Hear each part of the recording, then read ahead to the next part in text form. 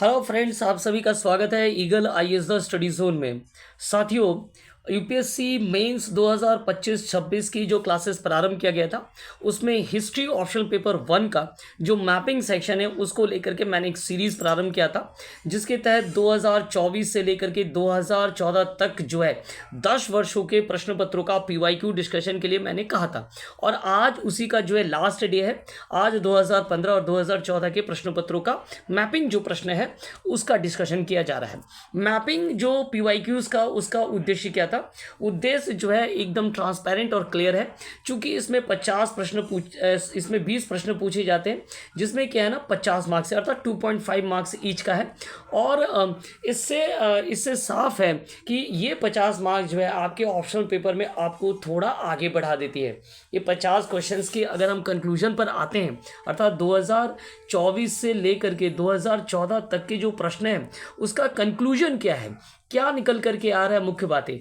तो कुछ मुख्य बातें मैं आपको बताना चाहता हूँ कि इनमें जो 4 चीज़ें हैं वो काफ़ी इंपॉर्टेंट है। वो ये, यहाँ पैलोलिथिक साइट्स को लेकर के, मेसोलिथिक साइट्स को लेकर के, नियोलिथिक, आयरन एज, चैल्कोलिथिक जो है ना क्या है ना प्रोमिनेंट है, ये डोमिनेंट है इन मैपिंग्स में। ठीक है, 10 सालों के मैपिंग में ये डोमिनेंट है, और इसके पूर्व भी ये डोमिनेंट ही था और आगे भी ये क्या है ना डोमिनेंट ही रहेगा। पिछले जो 10 सालों के प्रश्न का जो पहला 4 प्रश्न है आपको Palaeolithic, Mesolithic, Chalcolithic, Iron Age से लेकर के है। And one more thing, Harappan site से। ठीक है, ये तो डोमिनेंट स्टेज पर मैपिंग है। इसके बाद कौन सी मैपिंग आती है? इसके बाद हो सकता है कि आपको पेट्रोग्लिफ्स दे दे, रॉक कट केव को लेकर के दे दे, कोई जो है टेम्पल्स को लेकर के दे दे, ये मैपिंग हो गया। इनको लेकर के कोई पोर्ट को लेकर के दिया जा रहा है, कोई कैपिटल सिटीज़ को लेकर के दिया जा रहा है। ठीक है, तो ये इनका क्या है ना, ये इनका जो हम कह सकते हैं कि ये इनका जो है टारगेट पॉइंट है। This are the target point of UPSC. जो है Palaeolithic, Mesolithic, Neolithic, Iron Age, Chalcolithic को और हड़प्पन को मोस्टली टारगेट कर रहे हैं। ठीक है, उसके बाद जो बचे हुए हैं वो है कैपिटल सिटी। उसके बाद जो बच रहे हैं तो वो जो है पोर्ट्स को लेकर के, है ना, इन चीज़ों को लेकर के वो क्या कर रहे हैं, टारगेट कर रहे हैं। ठीक है, चलिए तो नेक्स्ट अगर बात करें कि कुछ चीज़ें काफ़ी इंपॉर्टेंट है, कुछ स्टेट का जो है करना काफ़ी आवश्यक है, लाइक यूपी का करना काफ़ी आवश्यक है। इसके अलावा एमपी का जो है सारे पॉइंट्स करना काफ़ी आवश्यक है। इसके अलावा तमिलनाडु के काफ़ी क्षेत्रों में, चूंकि ये पेट्रोग्लिफ्स, मेगालिथिक और मेसोलिथिक, तो ये क्षेत्रों को करना काफ़ी आवश्यक है। इसके साथ साथ जो है कुछ क्षेत्र में तो जो गुजरात के क्षेत्र में है, हड़प्पन साइट्स को लेकर के करना काफ़ी जो है इम्पॉर्टेंट है। ये क्षेत्र है। महाराष्ट्र का जो क्षेत्र है जहाँ केव्स पाए गए, rock cut caves like Ajanta Ellora, बाग्स, है ना, ये जो केव्स मिले हैं या जो रॉक कट टेम्पल्स हैं, इनको लेकर के करना इंपॉर्टेंट है। कोंकण के रीजन में जो पेट्रोग्लिफ है वो पूछा जा रहा है। तमिलनाडु के क्षेत्र में, केरल का 1-2 पॉइंट ही पूछा गया है। और जो एंशियंट क्या है ना पोर्ट्स के तौर पर जो काम करते थे, लाइक मुजीरिस हो गया, फुआर हो गया, है ना, नागापट्टनम हो गया, तो इन चीज़ों को कर लेना क्या है ना काफ़ी आवश्यक है। ठीक है, बंगाल में जो चाल्कोलिथिक एक आध गो है, टेराकोटा के तहत चंद्रकेतुगढ़ है और एक पांडु राजा डिबी है। झारखंड में एक बारूडी का क्षेत्र है। तो बिहार में एडुकेशनल पॉइंट को काफ़ी जो है 3 ही क्षेत्र इंपॉर्टेंट हो जा रहा, नालंदा, विक्रमशिला एंड जो है राजगीर, ये 3 पॉइंट को लेकर के पूछा जाता है। और एक और है वैशाली। तो ये 3-4 पॉइंट जो है बिहार में पूछे जा रहे हैं, आप देख पा रहे हैं। और हरियाणा में जो हड़प्पन साइट से उसको लेकर के पूछा जा रहा है। अगर इंडिया के बाहर की अगर हम बात करें तो pre Harappan site like Mehrgarh हो गया, रानी गुंडे हो गए, जो है ये क्वेश्चन जो है पूछा जाता है। ठीक है, और एक तक्षशिला यूनिवर्सिटी जो नॉर्थ वेस्ट में है। ठीक है, तो ये कुछ इसका कंक्लूजन है और इसी उद्देश्य को देखते हुए मैंने जो है मैपिंग का क्वेश्चन जो है पीवाईक्यू स्टार्ट किया था। और आज ये जो है ना इसका जो है कंप्लीट हो रहा है। तो चलिए 2015 और 2014 के प्रश्न पत्रों का आज क्या करते हैं, डिटेल करते हैं या डिस्कशन करते हैं और देखते हैं कि जो बातें जो कंक्लूजन मैंने कहा कि क्या वो कंक्लूजन से कितना मैच खाता है। चलिए तो फिर से देखा जाए नंबर 1 क्या कह रहा है। नंबर 1 देखिए, यहाँ पे देखने से ही आपको पता चलेगा कि कुछ चीज़ें संकेत में ही कहा दिया जाता है। तो this is Neolithic site Burzahom. ठीक है, और ये क्या है ना प्री हड़प्पन साइट मेहरगढ़, ये भी नियोलिथिक साइट है। ये हड़प्पन साइट कालीबंगा, जब भी हड़प्पन साइट करे रिमेंबर, है ना, रिवर का नाम जरूर दे, नगर योजना को लेकर के जरूर नाम दे। अगर ये ट्रेड एंड कॉमर्शियल दृष्टिकोण से इंपॉर्टेंट है, लाइक लोथल, है ना, लोथल जो है धोलावीरा, इन चीज़ों को जो है जरूर नोट बना करके दे कि ये इंपॉर्टेंट है। और अगर आपको याद है कि कुछ चीज़ें काफ़ी जो है डोमिनेंट है उस रीजन में मिला, जैसे रॉ मटेरियल हो गया या कोई ऐसा चीज़ मिला है, जैसे मान लीजिए कि बृहद शरणागार मिल गया मोहनजोदड़ो में, तो उसको जरूर आप उसको पॉइंटिंग कर दे, ठीक है। नगर योजना को देना ना भूले। और किसने इसका एक्सकेवेशन किया था, हड़प्पन साइट्स के लिए 3-4 चीज़ें बना दे तो 30 जो है आपके ऑटोमेटिक हो जाएंगे। नेक्स्ट क्या है, इसके बाद जो है ए मेगालिथिक साइट है। ए मेगालिथिक साइट क्या है ना, यहाँ पर है और तमिलनाडु का क्षेत्र आदि चलनूर का क्षेत्र है, कई बार कर दिया गया है ना। यहाँ जो है क्लेप अर्न्स मिले हैं जिसमें क्या है ना मानव स्केल्टन प्राप्त हुआ है। कुछ में तो राइटिंग्स मिले हैं तमिल स्क्रिप्ट जो कि तमिल और ब्राह्मी स्क्रिप्ट से मेल खाता है। ये जो पांड्यन किंगडम है कोरके, उसके क्या है ना ठीक करीब है। और यहाँ जो है फर्स्ट ये अटेंशन में कब आया था ना, 1876 में डॉक्टर जागोर के द्वारा अटेंशन आया था जब वे अपने टीम के साथ क्या किए थे ना, इस साइट का विजिट किए थे। क्लियर हो गया। चलिए, तो ये हो गया। छठा प्रश्न अगर हम देख ले, छठा प्रश्न क्या है, पेंटेड ग्रेवेड साइट है। तो ये पेंटेड ग्रेवेड साइट क्या है, आइदर ये हस्तिनापुर हो सकता है या भगवानपुरा हो सकता है। तो इन दोनों को लेकर के आप क्या करें ना, इसको आप लेकर के जो है आप थोड़ा डिटेल कर दें। एन इंस्क्रिप्शनल साइट है, तो एन इंस्क्रिप्शनल साइट ये क्या है, सातवां जो प्रश्न है वो बिल्कुल जूनागढ़ का है ना। तो रुद्रदामन के जहाँ पर हमें क्या प्राप्त होते हैं, जूनागढ़ का अभिलेख प्राप्त होते हैं शुद्ध संस्कृत का, 150 BCE में से लिखा गया था शुद्ध संस्कृत में। और टोटल जो रुद्रदामन के 72 वर्षों का हिस्ट्री जो है यहाँ से प्राप्त होता है, ठीक है। और साथ में अशोक और स्कंदगुप्त के भी क्या मिलते हैं, लेख प्राप्त होते हैं, ठीक है। चलिए, जूनागढ़ हो गए, काफ़ी इंपॉर्टेंट है। तो सातवां जो हो गया जूनागढ़, उसको एन इंपॉर्टेंट एंशिएंट सिटी। तो एन इंपॉर्टेंट एंशिएंट सिटी ये क्या है, उज्जैन का है। उज्जैन काफ़ी इंपॉर्टेंट है, कालिदास का निवास स्थान के तौर पर, अवंती महाजनपद की राजधानी के तौर पर, कैपिटल के तौर पर, चंद्रगुप्त द्वितीय के काल में दूसरी राजधानी भी थी, महाकालेश्वर मंदिर भी यहाँ स्थित है, क्षिप्रा नदी के किनारे है। तो ये चीज़ें जो है काफ़ी इंपॉर्टेंट हो जाता है, ठीक है। चलिए, नेक्स्ट क्या है, नेक्स्ट अगर प्रश्न नेक्स्ट देखते हैं एन एंशिएंट पोर्ट, ठीक है। देखिए यहाँ पर वेस्ट बंगाल में ये जो क्षेत्र है ये क्या है ना, ताम्रलिप्ति का क्षेत्र है। ताम्रलिप्ति जो है अभी प्रेजेंटली अगर हम बात करें तो ये पूर्वी मेदिनीपुर का क्षेत्र है, ठीक है। और रूपनारायणपुर रिवर के क्लोज साइट है ये। और जो इसका नाम ध्यान से अगर देखिए ना तो ताम्रलिप्ति है। ताम्र फिल्म मीन्स व्हाट ना, कॉपर। और कॉपर जो है कहाँ होता है, तो इसके ठीक जो बगल का साइट है वो है झारखंड। झारखंड में जो घाटशिला है वहाँ जो सिंहभूम का रीजन है वहाँ पर जो है घाटशिला कॉपर का क्या किया जाता है, वहाँ से माइनिंग किया जाता है। So it's name is what, Tamralipti, ठीक है। तो इसका नाम ताम्रलिप्ति जो है बहुत हद तक क्या करता है, मैच खाता है और जो है कॉपर जो है अगल बगल पे प्राप्त हो रहा है, ठीक है। नेक्स्ट, गुप्ता पीरियड में क्या था ना, एक बहुत बड़ा ट्रेड सेंटर था जहाँ से Ceylon, Java, China as well as the west में क्या किया जा सकता था ना, आपका ट्रेड किया जा सकता था। अच्छा, यहाँ जो है कॉइन्स और टेराकोटा फिगर्स भी मिले हैं और जो कि सुंगा पीरियड के हैं, ठीक है। इसके अलावा मंगोल मारी भी पूछा था, अगर आपको याद होगा मोगोल मारी भी पूछा गया इसी 10 वर्षों में। मोगोल मारी का जो क्षेत्र है वो ताम्रलिप्ति अर्थात पूर्वी मेदिनीपुर का ही क्षेत्र है जहाँ पर एक बुद्धिस्ट मॉनेस्ट्री मिला है, तो ये भी इसके अंतर्गत आ जाता है। तो जब ताम्रलिप्ति स्टडी कर रहे हैं तो मंगोलमारी का भी क्षेत्र स्टडी कर लिया। इस मंगोलमारी बुद्धिस्ट मॉनेस्ट्री को लेकर के जो है फाहियान और ह्वेनसेंग दोनों के द्वारा क्या किया ना, जिक्र किया गया था, ठीक है। चलिए, तो ताम्रलिप्ति हो गया।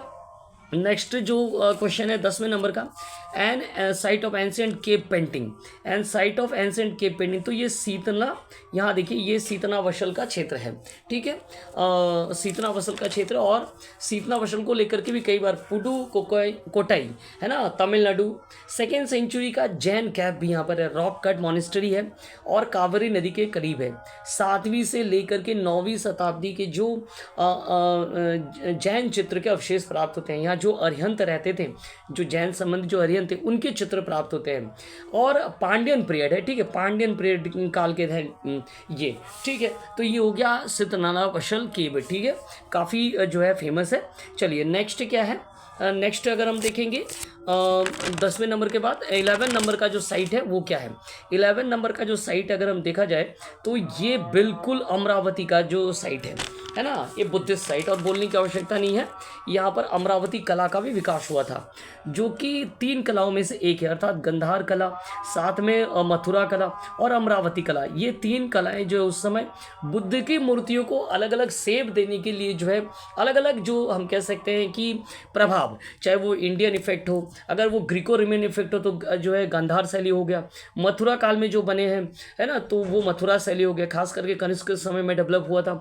ठीक उसी तरह अमरावती, जो सातवाहन काल में अमरावती स्तूप का निर्माण हुआ, तो ये जो है अमरावती शैली और अमरावती। ठीक है, चलिए नेक्स्ट जो क्वेश्चन है वो क्या है, एन एजुकेशनल सेंटर, तो ये क्या हो गया ना, नालंदा। ठीक है, नेक्स्ट क्या क्वेश्चन है, नेक्स्ट क्वेश्चन है आपका ब्रह्मदेव विलेज, है ना, 13वें नंबर का जो क्वेश्चन है वो है ब्रह्मदेव विलेज।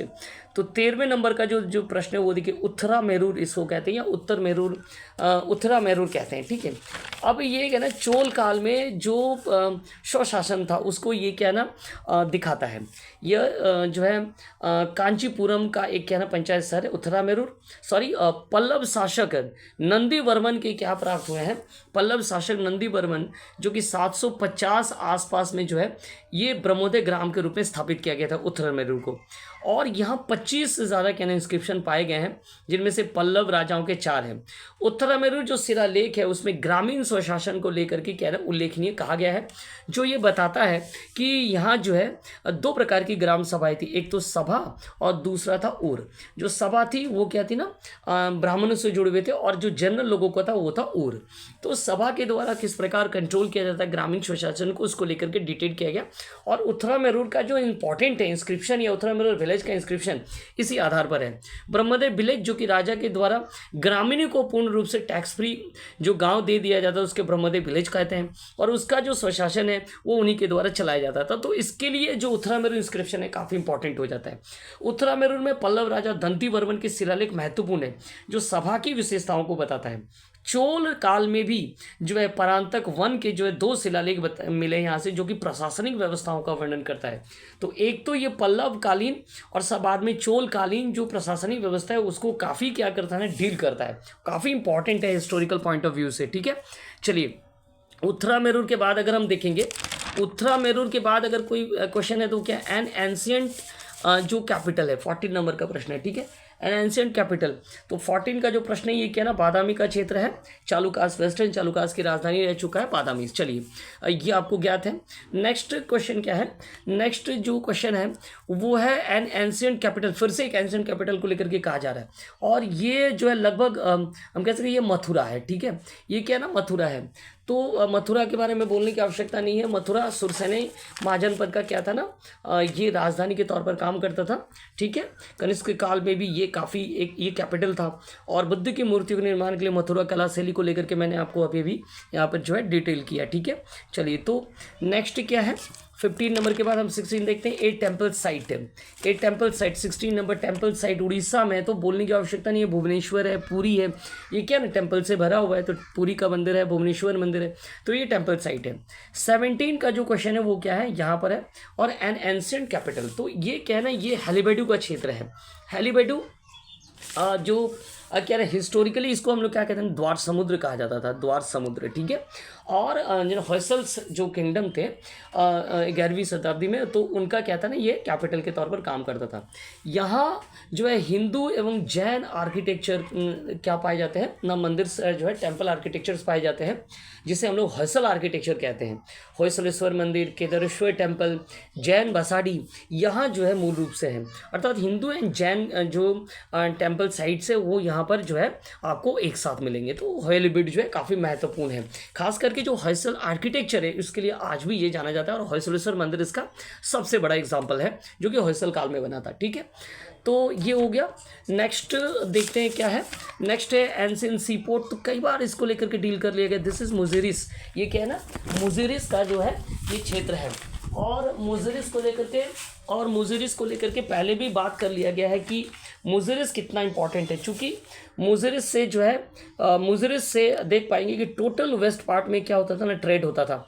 तो मुजिरिस क्या है ना, काफ़ी इंपॉर्टेंट है। ठीक है, नेक्स्ट क्वेश्चन है एन आर्कियोलॉजिकल साइट। तो ये देखिए प्रागज्योतिषपुर, बर्मन डायनेस्टी, जो नॉर्थ ईस्ट के जो बर्मन डायनेस्टी थे उसका क्या था ना, ये एक कैपिटल के तौर पर काम करता है। और आर्कियोलॉजिकल टेम्पल भी है यहाँ पर, जैसे कामाख्या मंदिर, ठीक है, यहाँ पर है।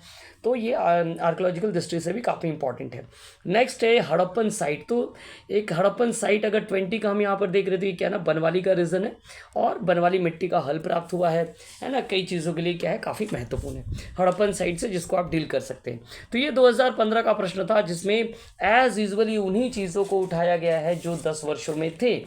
Neolithic site, palaeolithic sites, Banawali, इसके बाद बुर्जहोम, कुछ चीज़ें नहीं थी, लेकिन बाकी चीज़ें क्या थी, जैसे उत्तर मेरूर एक नहीं थी, तो जो हेलवेडो एक नहीं था, उसको लेकर के क्या करना है, डिस्कशन कर लेना है। चलिए अब 2014 के प्रश्नों को ले लेते हैं। 2014 के प्रश्न क्या है, 2014 के प्रश्न जो है वो यहाँ से हमें मिलेगा। और 2014 में देखिए क्या पूछा गया, एन एंशिएंट कैपिटल। तो ये जो है गंगई कोंडा चोलपुरम है। ठीक है, गंगई कोंडा चोलपुरम के बारे में बता दें कि ये तमिलनाडु में है। और चोला डायनेस्टीज़ का क्या रहा है ना, कैपिटल के तौर पर गंगई कोंडा चोलपुरम जो है कार्य करता था। 1025 में जो है राजेंद्र वन के द्वारा जो है ये क्या बनाया गया था, जब पाल राजवंश पर विक्ट्री किया गया था, तो इस जो है गंगई कोंडा चोलापुरम को कैपिटल बनाया गया था। ठीक है, और कहा जाता है कि वे गंगा नदी के पानी को जो है यहाँ एक टेम्पल भी बना हुआ है, जो कि बृहदेश्वर टेम्पल के शैली के बराबर है, ढांचा जो है उसी बराबर है। ठीक है, तो वहाँ पर जो टेम्पल कुआं है, वहाँ पर उस गंगा नदी के पानी को रखने के लिए। ठीक है, तो ये राजेंद्र प्रथम के द्वारा बनाया गया था। काफ़ी इंपॉर्टेंट है हिस्टोरिकल पॉइंट ऑफ व्यू से। दूसरा जो पॉइंटिंग है वो क्या है, ए पैलेलिथिक साइट है। चलिए तो दूसरा देखते कहाँ पर है, तो दूसरा देखिए यहाँ पर है, ये पैलेलिथिक साइट्स एंड ओबियसली ये क्या ना, भीमबेटका है, तो जिसको लेकर के आपको मालूम है और इसको डिटेल करने की आवश्यकता नहीं है। एक कल्चरल सेंटर, फिर से वही पूछा जा रहा है, कल्चरल सेंटर, तो या तो नालंदा कर दीजिए या विक्रमशिला, दोनों को लेकर के कोई एक होगा जिसको आप डील कर सकते हैं। नेक्स्ट है एन एंशिएंट कैपिटल। एक एंशिएंट कैपिटल को लेकर के कहा जा रहा है, जो चौथे नंबर का प्रश्न है। तो ये क्या है ना, ये पुरुषपुर या पुष्कलावती है, जो कनिष्क के काल में जो है ये क्या था ना, कनिष्क के द्वारा यहाँ स्थापित था पुरुषपुर। यहाँ बिहार बनाया गया था, स्तूप बनाया गया था, जिसे कनिष्क चैत्य भी कहा जाता है। गांधार कला का एक महत्वपूर्ण सेंटर भी है ये। ठीक है, तो पुरुषपुर या पुष्कलावती। चलिए नेक्स्ट जो 6 नंबर है, हिस्टोरिकल साइट है, 6ठे नंबर का प्रश्न। ये हिस्टोरिकल साइट है, तो 6ठे नंबर का प्रश्न जो है यहाँ पर है।